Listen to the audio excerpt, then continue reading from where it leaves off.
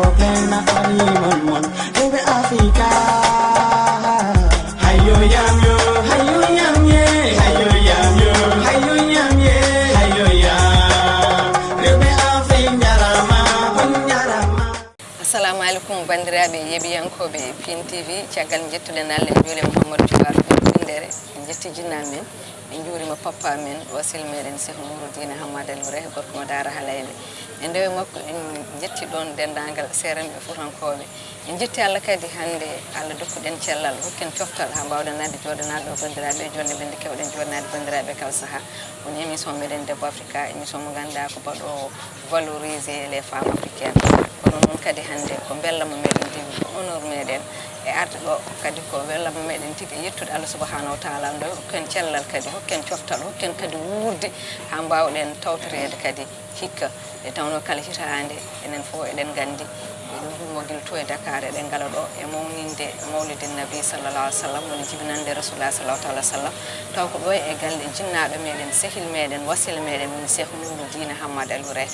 taw kadi ko ɗo e galle makko Madina Baye mo immiri to e Madina Baye to e Kaolack non wadde so tawi en garti ɗo kadi hande ko yettere Allah kono noon hande kadi ko honneur meɗen ɓe bellama meɗen tigui e sawnodirde ɗo ɓe ndedduɗen galle ɓe ndedduɗen yidde kadi puni jam ɗiɗi ɓe ganduɗa ko Allah waddi min min nandama min jiidama kono kadi Cheikh Nouroudine kadi rendin min minen fof ɗum goni ɓesgu mum rendi minen fof woni kadi jinnaɗo amen woni Safoura Ceerno Mody mo RTS mo ganduɗa tigui minen fof guila min goni sukaɓe ko idoluji amen jeeya mi wawi taw koye pelle muɗum min jaɓɓi ha hande min mbawi joɗade emin ɗo jewte ɗum noon hande ko honneur meɗen mawɗo kadi eɗen gandi e kala saaha so tawi en garini ɗo ko rawande tan jodduɗen makko ɗo gadden makko émission Debbo Africa mo ganduɗa ha joni yimɓe fof eɗen mbaɗi ɗum partagé dans les réseaux sociaux baɗɗo gartam kono kadi sawnodirde ɗo kadi e jumel meɗen sehil meɗen woni Jalika Gadjigo bewɗo Baba Ñaako mo ganduɗa kadi une femme brave debbo kadi dariniɗo développement debbo kadi baɗɗo communication debbo kadi joguiɗo pinal mo ganduɗa en mbadde muɗum plateau ji kewɗi émission Debbo Africa e nder Pindi TV taw kadi ko plateau ji ganduɗa ko yimɓe en goppen haqqillaji mumen son mbawi hirde noon hande joddade mabɓe ɗo mbadden mabɓe ɗo émission kamɓe ɗiɗo foof e nder plateau goto ɗum ko honneur mawɗo kadi enen gandi ma wonan en gartam kono kadi ma wonan tigui gartam yeeɓiyankoɓe Pindi TV hande noon eɗen gandi hol ñalawma gonɗen koye ñalawma mawlidin nabi sallallahu alaihi wasallam lewru ndu foof ko lewru rasulullah sallallahu alaihi wasallam jibinande ɗum kañum mawninte wadde so tawi en gari en jooɗima ɗo en tant que rewɓe diniyankoɓe en tant que rewɓe julɓe kadi en tant que rewɓe ganduɗa ko almuɓe Cheikh Nouroudine eɗen gandi o yettiɗo e l'islam eno yiiɗi tigui no waadi hakkude muɗum e rewɓe eno yiiɗi fottude rewɓe e banggue l'islam eno yooɗa tigui jewten ko faati e banggue debbo e nder l'islam hande noon thème meɗen mbiɗen ko l'islam et la femme moderne firti noon ko e pular diine debbo l'islam ene wonde joljole ɗum ɗo noon eɗen gandi so tawi en mbi noon tan ma en keepen tigui ko waɗi gartam kono hade men nadde tigui e toɓɓere nde ko hokkude tigui jumelaji meɗen ɗiɗi kongi mi calmina bandiraɓe garten e yewtere nde Safoura Ceerno Mody ma grande sœur ado bisimilla ma émission men Debbo Africa petite sœur a jarama a weltanama no fewi noon bandiraɓe sehilaɓe musidɓe tedduɓe yeeɓoɓe oɗo saaha Pindi TV on foof on calminama on juurama en puɗɗoto inde Allah jomiraɗo subahanahu wa taala juulen e joom lewru ndu rasul ɓurɗo windere jama kisal woni muɗum jetten jinnaɓe meɗen seeranɓe meɗen en jetti khalifaɓe wuuro ngo ɓay ko ɗo e Daara Halayɓe gonɗen wuuro Alhaji Mad Moussa Sadio Siré Ndiaye Hammad en calmini en juurima khalifa o no Ceerno Nourou Alhaji Mad Moussa Ly jetten khalifa men wasiɗo men sehil men jinnaɗo men Cheikh Nouroudine Sall ko ɗo nokku mum gonɗen a yettama no fewi miraɗo tedduɗo vraiment jewte ɗo ta ɗen mbaɗi fayida nde wonno no ɓeyda yimɓe hakkillaji no fewi ina gartira ɗumen kadi e lawol baɗo no am baɗo dérape seeɗa fou tan so yeeɓi émission Sady Dia wasa kadi ƴeewa kadi ƴewta hoore muɗum kadi vraiment wayla jaɓɓal en beltima kadi e tawtorede miñiraɗo tedduɗo o no Jalika Gadjiga madame Sow weltanama no fewi min yewnamo hayso hande kam a waɗi kam arrange par ce que mbiɗa yewa mbiɗa on welimi tan donc ko miñiraɗo moƴƴo tedduɗo kadi onon ko debbo dariɗo kañum no fewi machallah min nana ko waɗata ko emin jiiya ɗum kadi emin batten hakkillaji no fewi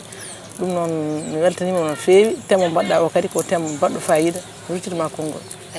jarama seydi Sow mbasa noon farnade hande ɗon mbo jogui caɗele tawno ko yetto Sow woni jungo ñaama kono kadi ko madame Sow tigam heureusement tan c'est mes jibel mum ɓe ganduɗa mo wawa wuddude e mabɓe hande a rimɗi hande an a rimɗi non noon ma chérie Jalika Gadjigo bisimilla ma émission men Debbo Africa bisimillahi rahmani rahim en jetti Allah e nelaɗo mum en jetti sababuji baɗɗi ha kawriɗen ɗo ɗi en jetti sernaɓe men en jetti waliyaɓe men diine en jetti jinnaɓe men kadi jibinɓe en e diine kadi nehi en hen ha ɗum wawi wonde guumen ha ɗum wawi wonde faaro men ha mbawen darade eko wayi dani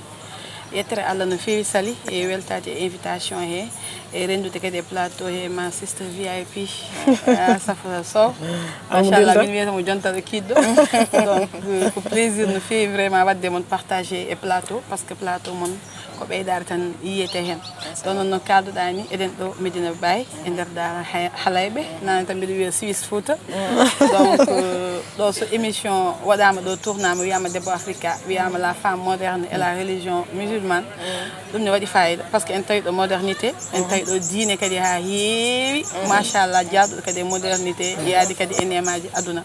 ɗum noon en jettat ɗumen jettiren ɗumen Allah e nelaɗo mum jettiren ɗumen sababu o woni Nour Hamad wasila men ceerno meɗen guiɗo men bam men sehil men bane men gorko par ce que kanko noon o waade e disciple uji makko e almuɓe makko foof o susnat ɗumen koye makko ha mbayno guiƴi ko en ni beele ne mbasa jogade complexe hay goto wasde namnade mo ko poti namnade mo par ce que diine ne sewi mo kersata a wawa wadde yettarade e mum woni nokku ɗum noon en jetti Allah kadi nde tawtat en kadi mawludul nabi woni anniversaire jibinande ɓurɗo windere nde Mouhammad sallallahu alayhi wa sallam goto mo Aminata e mo Abdallah e yettere Allah no fewi no fewi no fewi ne jeeɗen e leñol makko ɗum noon min weltima e invitation he min duttanma konngol tan après ha garten Allah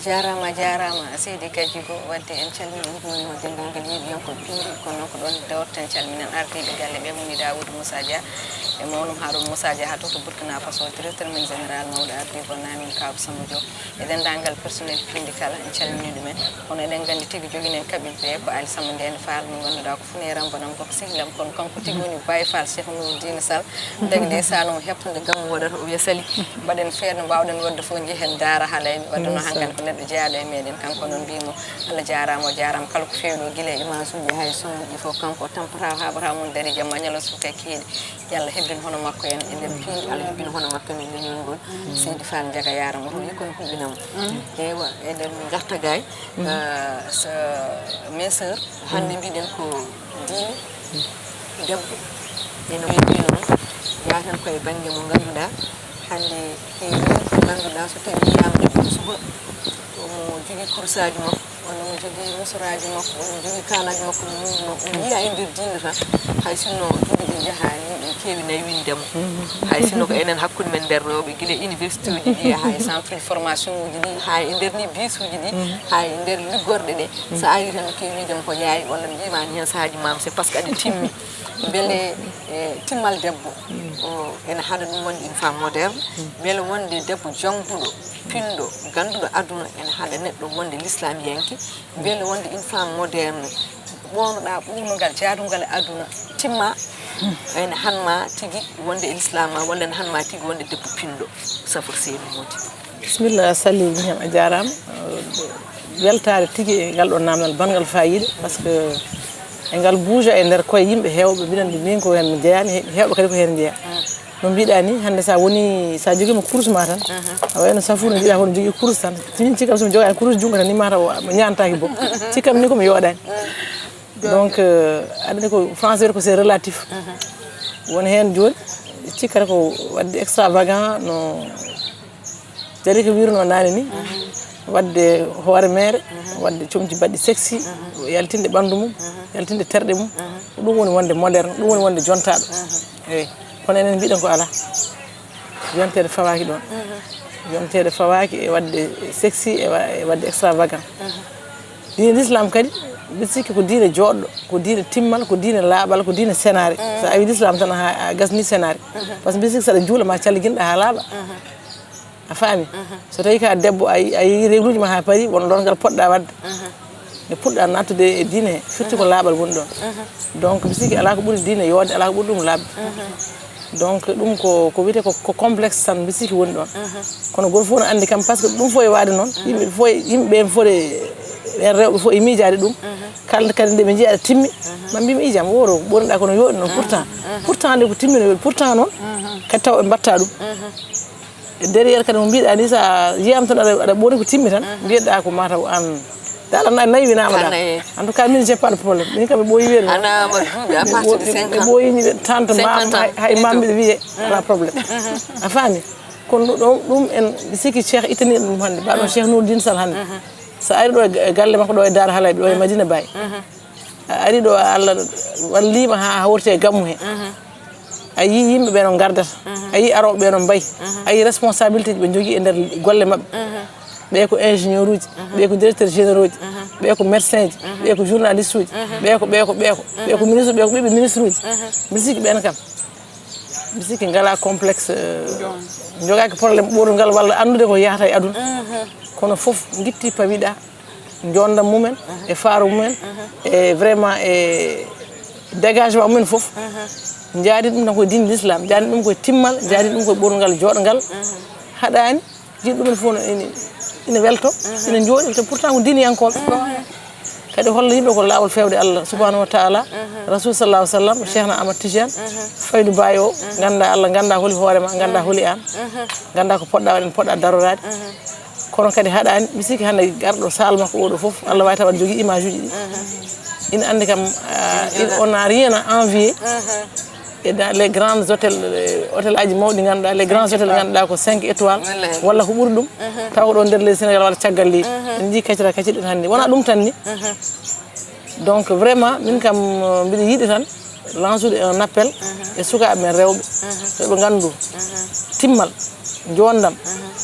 a faami de wona extravagance woni wona e wadde torse nu woni wona e wadde comci daɓɓi walla mèche uji walla greffage uji woni je ne dis pas que mi jugeani hooram noon par rapport parce que goto fof peut être rewi ɗon kono sa yi ha faami a ƴeewi a ƴewtidima mataw jondam ɗam woni koye timmal ngal woni koye islam o woni koye dewal Allah ngal sa rewi Allah tan ni so ɓooya yooɗa saabu enen sam ƴetti exemple mawɓe men fuutankoɓe jomum ɓeeɗo mawno ƴetto ɓeydo ene ɓeeɗo yodde ko waɗi noon cikkuɗa diine l'islam waɗi noon donc vraiment mi yi kadi tendance hande sukaɓe rewɓe hewɓe kadi ne goppi joni hewɓe ne murno nanda so ƴewtidima ɗum sa naati joni e BRT ji he e bus uji he sukaɓe rewɓe fedde jereɓe ɓe jiyata hono murni ene gacci greffage ne gacci mèche uji donc comci mumen ko timmuɗi machallah c'est maintenant c'est la tendance mi anda so ƴewtidima ɗum donc mbi sikki tan leçon ngaji Cheikh Nour en ɗi puɗɗima nadde e bandiraɓe he Allah jarama sidi jafoɗa noon ɗe si junnade seeɗa a junnaki kadi haala ka foni waɗi fayida kadi men gartu hen ɗon caggal nde dokkuɗen ga e konngol Jalika Gadjigo ko wiide tan Jalika hanki en nani e nder haala papa ama haala o wi debbo ene wawi yodde o yonte ko ɓowno ko waɗa moderne ni o yaade aduna taw timmal ne waɗi haw wi so tawi woni a yaltini ko yimɓe jiilotono ko walla gorko ko yiɗonno e debbo ko o hollimo beele kanko hankande mo sohluma woni ɗum gartaten tan ko e wiide rewɓe ɓownotoɓe tan ko ganduɗa ne jaltina terɗe mumen min mi yiwtani debbo ene wawi wadde prix muɗum so welama fawa hen musoro muɗum kono ko mbawɗa wadde fof kam ya ɓowno ko timmi ko ganduɗa ene yaade jamanu taw kadi a waɗani exposé ɓannuma e nder beddo o en jii hande rewɓe ɓe ganduɗa yaltinoɓe terɗe mumen hay dans les réseaux sociaux juste pour dañde buzz beele daña abonné ji e compte uji mumen beele ne gande beele hande ene mbawa dañde hande battude noddede e publicité mbatta wadde publicité walla gon han star uji e rabɓe kinade e haala ka beele hande aduna o ene jari ɗum beele hande a wawa gamde hoorema timma ƴeewa golle ɗo golliɗa mbawa dañde hen buzz woni timmal e banggue l'islam timmal e banggue wadde réussir o gurdam ma taw wona ƴettude ɓandu ma waɗa ɗum exposé e beddo o eyi Lija yettere Allah tan no feewi aɗa andi joni ne mbaɗami introduire ɓe dewiya eɗen jogui chance par ce que jibinede e nder tawa ka julɗo tan ko yettere Allah no feewi ko cadeau tottiɗa cadeau à l'avance way kono ka guddanaɗo compte banque guilaji arani aduna ni ngara tawa ɗon ni fof ne waɗi ene jooɗi ne paari neɗɗo so malama yetti Allah ene da ɗum muɗum jibinama tawi yumumi bamugol julɓe jibini ɗumen nder diine l'islam on ene foti tinnade ha ko tawi ɗon ko o ɓeyda ɗumen kadi l'islam mi wona Allah walam juutan no feewi ko jangde labbo tan hakkillaji mbelani no feewi kono mbiɗa andi kam diine l'islam ko diine garɗo e mode opération mum complet mo ganduɗa sa rewi mode opération weeɓani noon kono sattani kadi sa rewi ɗumen tan ñande fof a ɓeydoto wayde kono ka gonɗo e escalier aɗa fuɗɗi premier pas aɗa ngabba pour yettade au sommet cukaku ene wanna neɗɗo hunde fof e kono noon hayso wonano diine o hayso an a wona l'islamiyanke sa jibinama tan a woni ɓippullo code de conduite mo tawata e famille ma o ene nande code de conduite mo diine l'islam fawanma o ko ndimago hokkay ɗum ko ndimago hokkatuma par ce que diine déjà ko ndimago yadaten ko dignité neɗɗo wawa wadde digne taw ne ƴetti ɓandu mum ne waɗi ɗumen wasare déjà en mbaɗani jugé hay goto peut être enen fof en dewi hen kono neɗɗo ñaagui Allah e nder aduna mum kene waɗa avancé ene usta gueɗe aduna ene woppa ɗumen caggal hande noon won influence kesso garɗo e men woni l'influence des réseaux sociaux e te ɓe jeeɓata e réseaux sociaux ɓe koɓe jeeyatuma ko wona ɗum ɓe guuri ɗum ko fond de commerce mabɓe ɓe keeɓa moyen financier koɓe guurdi so woni a famani ɓe mbaɗi exposé gurdam mabɓe virtuel ɓe kolluma ko ni gurdumi ko oɗo cheveux commi 1 million oɗo body pour mi wattade pour mettre en valeur ici il faut mi waɗoya chirurgie esthétique pour ɗo yaha to ɗum yo yaha ga sa yi oɗon remoulage mo neɗɗo waɗata foof ko pour hollirde ɗumen joni holmo kollata so woni an ka ponnoɗo yoɓede bon yoɓede ni c'est trop dire mais ka ponnoɗo waɗode teŋe jawdi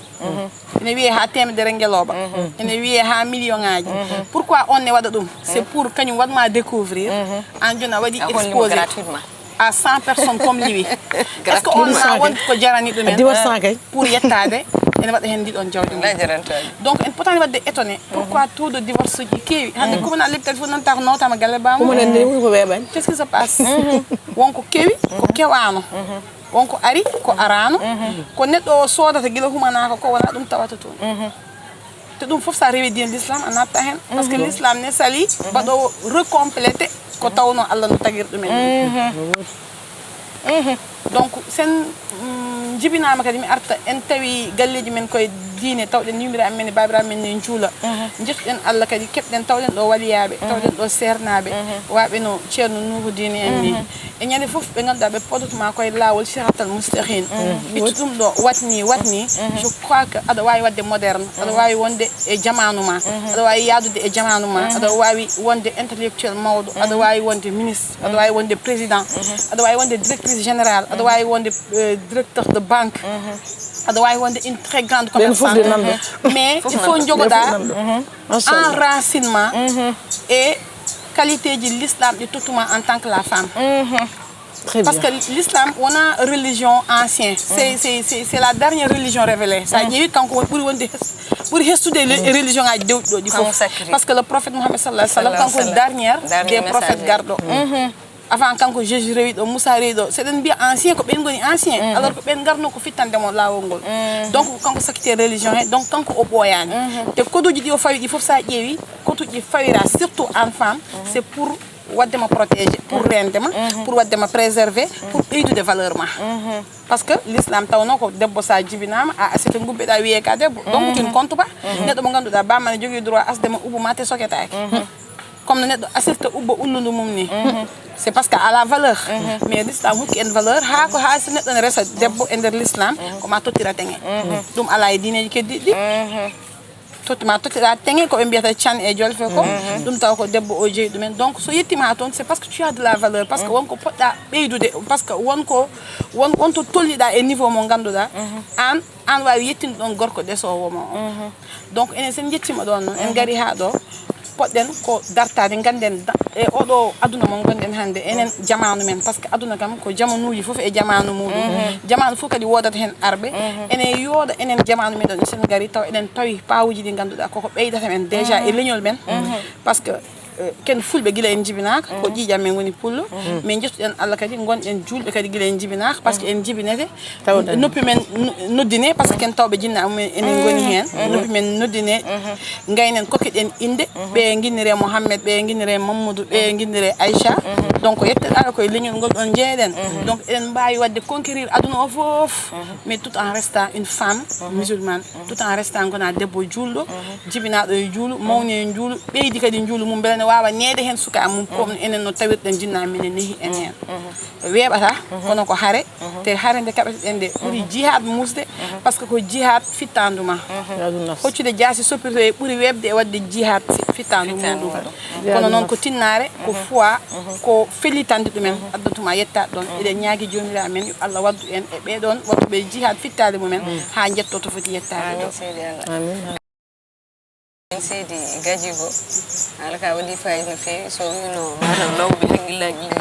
jangde waɗani so tawi goɗɗo yino de mi anda oto fanen mataw enen kam jangde waɗani ko jangde lawɓe wonko funduɗen kadi eɗen jogino hen oɗon jorto eɗen ganno kadi hande yewtere nde ko yewtere ngarɗude wonata machallah tawno ko koye tigui jooɗi ɗo mboɗo wawi winni mataw ko mini ɗo yetoro ɓuuri faɓɗude koyel eɓe taaliɓeɓe ɗo ɓe ɗum tagi hande way banta hamde ɗode yewtere nde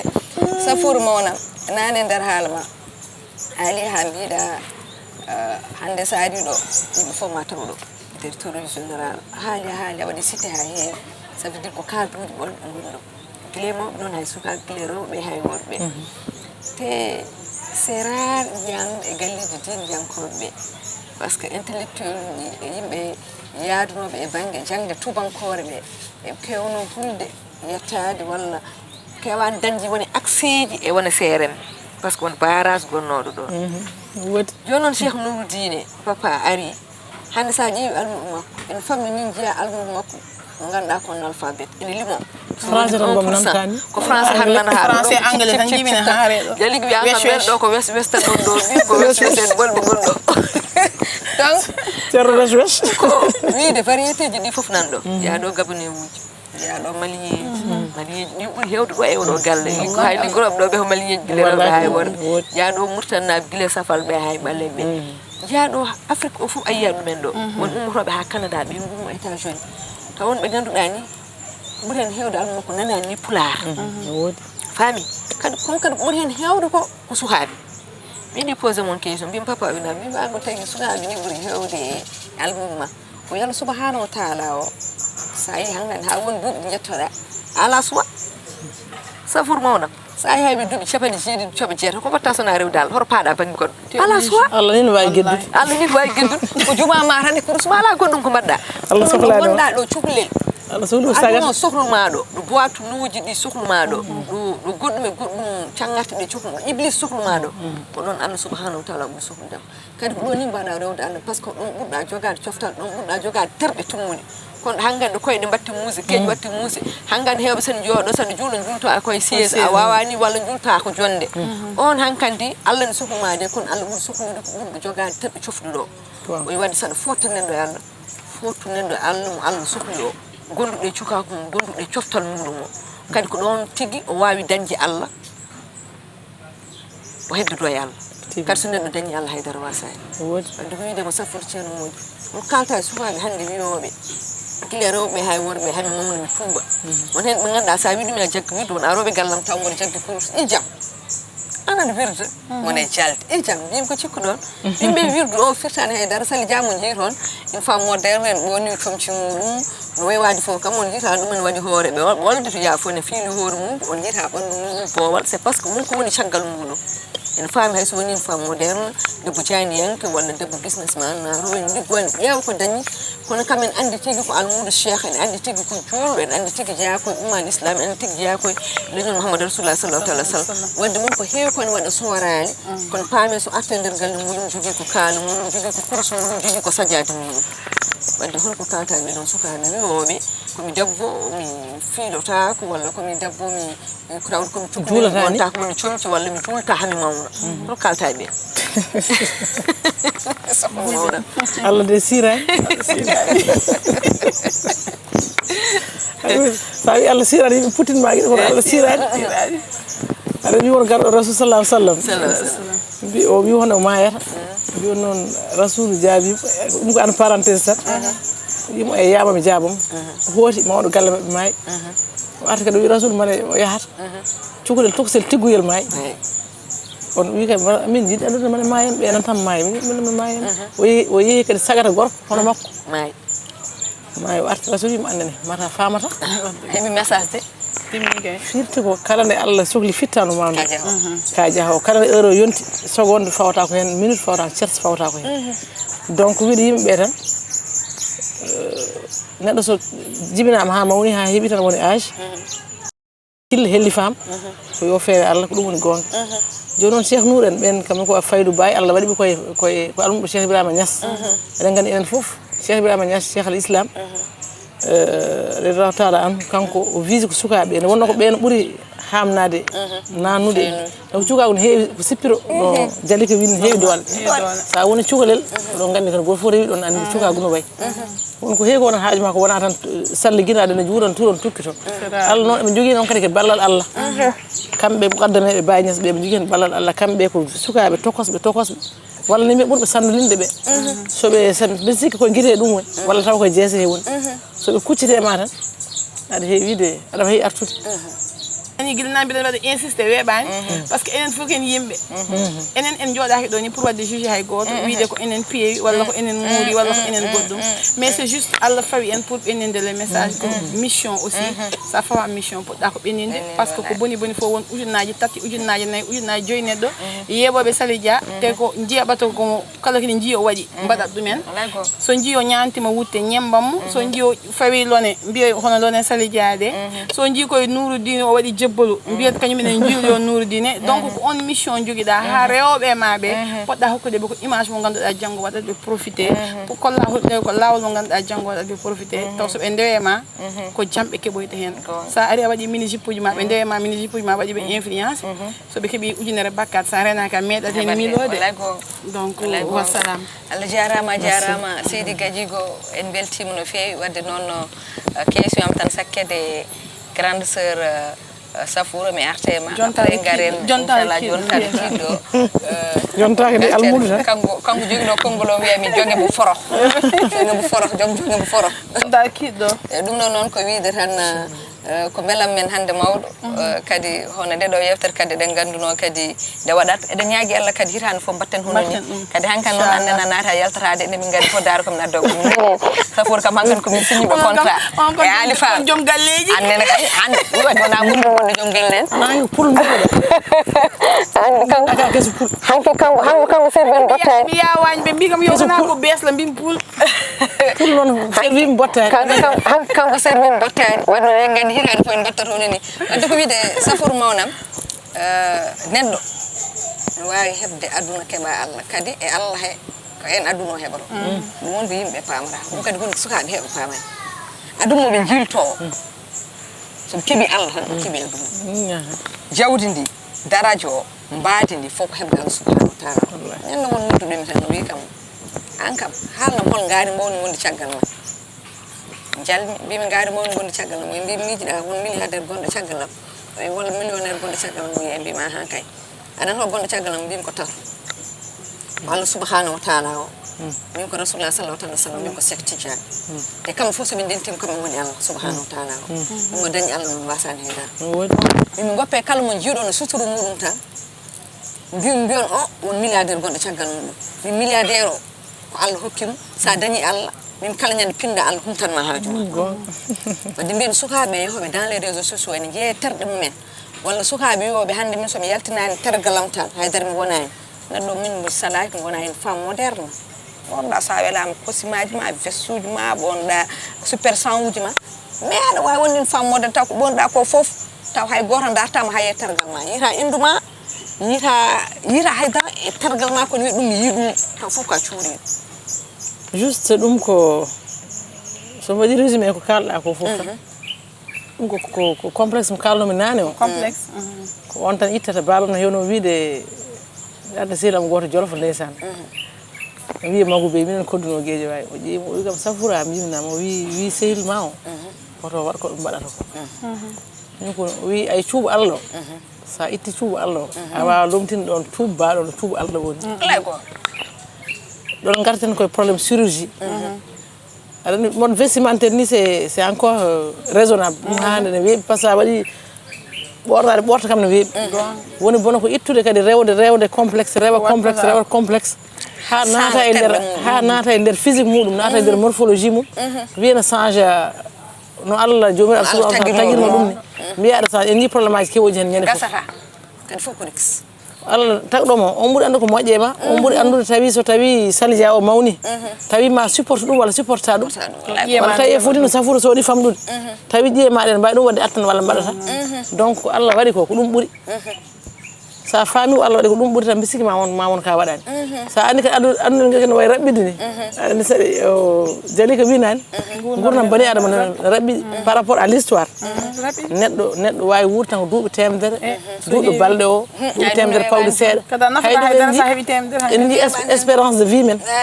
a faami Cheikh Nour no wi o sa dañi duuɓi capanɗe jeegom ko heddi fof ko kedde ko bonus no heewana famɗa donc je ne vois pas la raison quoi min mi yiyani raison so Allah hokkima terɗe ma a wumani a wofɗani a soɗani hay soko a waɗi ɗum ni andu ko Allah ɗum ko ɗum ɓuurema mbasa jogade complexe so Allah ɗum kadi terɗe ma fof timmi aɗa jogui faculté ji ma fof ha ngaka ɓuuri noon sadde ko hakkille aɗana jogui aɗa yaaha e haaju ma kala no Allah wawi sifirdema andu ko ɗum ɓuurema mbasa wiɗa par ce que sa wiɗa wakla ne yata ya barke Muhammad sallallahu alaihi wasallam eɗen duwono mayɓe men kadi nenaɓe baba mi Allah yurmo ɗumen yafoɓe ɗumen kamɓe kala mayɓe julɓe moɓe tawi toon tawayoɓe toon Allah waɗa e aljannaji firdawsi ya barke Muhammad sallallahu alaihi wasallam ko duwanto ɗon ɗen kadi joni ɗen kala mayɓe julɗo e moɓe tawi toon e yettere Allah no fewi vraiment mi weltima wadde partagé plateau e maɗa an Sali Dia e Safoura jontaɗo kiɗɗo e surtout taw ko ɗo e nder Madina Baye e Dara Halayɓe en jetti Allah no fewi Sali ɗum ɗo ko nema ɓolo barke Seydina Mouhamed jibinede gona julɗo e wondema julɗo nde kadi gona kadi tariqa Cheikh Tidiane kadi e nder e wondema julɗo hen kadi gona e tariqa Cheikh Tidiane gayna kadi gona mo ganduɗa ka porteur de voix comme no Sali Dia en ni Allah haaldude e aduna pour wawde wadde influence woni yimɓe mbeɗene garta ene tawta ko cikkuɗa ko ɗum ɓuuri fewde kadi ɗum fof enen fof ɗum cikkuɗen no ɗum ko nema mawɗo gajigo woni en belama Safoura mawnam hojomaji meɗen hankadi gasi ha laaɓi mbiɗen ha mo wuuri kadi inchallah juutata yo Allah hokku en gurdam juɗɗam e cellal timmugal balɗe juɗɗe battane moƴƴe ha mbawino wuurde kadi garten kadi mbaɗen no mbannoɗen wadde ko wanno bonani tawi ko mbanɗa ko hunde wande fayida en jetti no wini Cheikh Nouruddin Sall ceerno men wasiɗo men en ceerta yettudemo e duwanademo nde wonno o holli en lawol o walli en gurnam meɗen neɗɗo kala balɗo men gurnam ma ɓe mbi Alaji Malani Ba Patagal o wi mbiɗoma ummo juul e ummo sakko ɓe ɗiɗi ko an wallata wallani hay goto sa juuli ko an nafata sa sakkima ko an nafata kankone ko waɗata yimɓe ko e exemple mo hollata o wona ɓiiko en duhol wona haydara ko mo yiɗi wallude tan umma islamique o mo walla ɓiɓɓe leñol makko ɓiɓɓe bandiraɓe makko ha tengti ɓiɓɓe fuutankoɓe machallah hol ɗumen lawol ɗum noon en duwontomo tan eɗen mbiya kadi bandiraɓe rewɓe e cukalon men kon yo tinno mbatta hakkillaji men e diine l'islam e wonno ko diine gonga ko ɗum tan woni gonga par ce que mbi waji goto namdonoma hol diine ɓurɗo moƴƴude kanko wona e islam ɓe mbima hol diine ɓurɗo moƴƴude wi ko diine makko ɓe mbima hol dewɗo hen o islam haaɓe goni nayo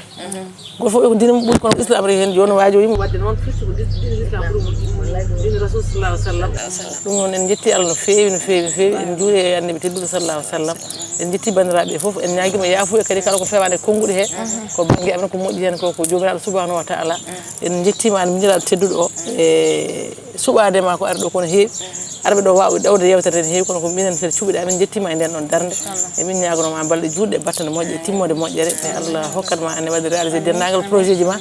hokka en wadde réalisé dendagal projet ji meɗen parto e diine l'islam enen wonen porteur de voix uji banggue diine ko janguɗen ko hankkadi en mbaɗ ɗum véhiculé beele poftinen ceernajo o ɗum assalamu aleykum wa rahmatullahi taala wa barakatuh aleykum salam rahmatullahi taala wa barakatuh en jetti Allah kadi juule Mouhamadou Thioubade ɓuuri wendere ko bellama kadi mawɗo wonni mbimni e kala saaha e kadi sawnodirde e moɗon ɗo par ce que woni ko mbiyami ko e kala saaha hakkude meɗen hay so wona palatuji ndendinen tawno hewɓe jii en mbaddi jewte wonko rendinen ko ɓuuri ɗum rendinen ko Allah subahanahu wa taala rendinen ko yidde nde tawno min sali ja hande ni Dakar ko tawir ɗum so diwi ɓe jiidumi enɗam ɓe ɓe jiidumi kosan ɓe ɓe mbawmi wi tan hande ko sehilaɓe mi sirlidiɓam ɓe mbawmi yaltude suudam ɓe naata cuuɗum men walla jalta cuuɗum men naata suudam min lelo min jewtide min cirlodira onon ɗiɗo ɓe kono eɗen mbawno yiidodirde gonen sehilaɓe taw en dendani yidde kono foof de wonon ko men koko gonga gartuɗen kadi ha ndenduɗen Cheikh Nourouddine Hammadou Aliou Ray hakkude men ɓuuri yodde ɓuuri fewde wadde noon so tawi en pottiɗo e kala saaha ko beelam enen goni e suudu eɗen ñaama eɗen jala eɗen belto hay wonɓe ɓe ganduɗa ɓe jeeyano kay meɗen mbi nduɗo suudu yimɓe welɓe ha gari tawde meɗen en paggima ɗo wonɓe non ko wiide tan ɗum fof en jetti Allah en jettini ɗum Cheikh Nourouddine eɗen mbiya Yallah juutno balɗe makko o moƴƴina battane makko Yallah ɓoynumo ɗo kadi Allah hebbino hono makko ene leñol ngol Allah hebbino hono makko kadi umma l'islam enen ɓe Allah hebbino hono makko kadi e fulɓe fof nde tawno so tawi en dañi han hono makko hay sinno ko joyo tan jogiiɓe tan esprit mo jogo pinal ngal jogo wawde fottude sukaɓe wawde feenude yimɓe tan so tawi en ndenaki hande no mbawi wiide kayferne wawa so dañede e Afrique walla mo anda l'islam no wawa so dañede wawa dañede e Afrique nde tawno koye goɗɗon lawol tan fawi enen eɗen ñaagui Allah lawol ngol fawi men ngol mbasen jippade ɗum kanden e ko mbattamo représenté ko ha mbawen addude kala debbo kala gorko kala suko baɗon e meɗen ha yetto daña enen ko dañi en kon tawno won kewmi wiide komo dañi Allah wasani haydara en beltima noon en beltinima dendagal yeeɓiyankol piindi guila wonɓe ɗo e leydi ndi hay wonɓe caggal leydi sidde wonɓe diaspora ɓe eɗen gandi ko piindi tan yewtaɓe kala saaha kala kadi ko feewe yewtande guila e jonne nde ha e haala ka guila min puɗɗi faade joni ko Allah subahanahu wa taala ko ngakken fof kadi ko enen kono wonani ko ɓurani men nde tawno ɗen gandi haala weeɓani kono ko hettade ɓuuri sattude kala kadi beltiɗo e haala ka yi hen hoore mum en jettini ɗum Allah en jettini koye men Allah kala kadi dañi hen ko musɗum eɗen ɗaɓɓa e muɗum yaafo eɗen ñaago Allah nde Allah artata haqqillugal uddiri ɓen ha kalten ko weela ɗum wadde woni kewɗen wiide ko jaam dow jaam less jaam ɗo hakkude ɗo ko jaam ɓol tan dumen moɗon Allah jarama on jarama Soko plena ariman mon Ebe Africa Hayo yam yo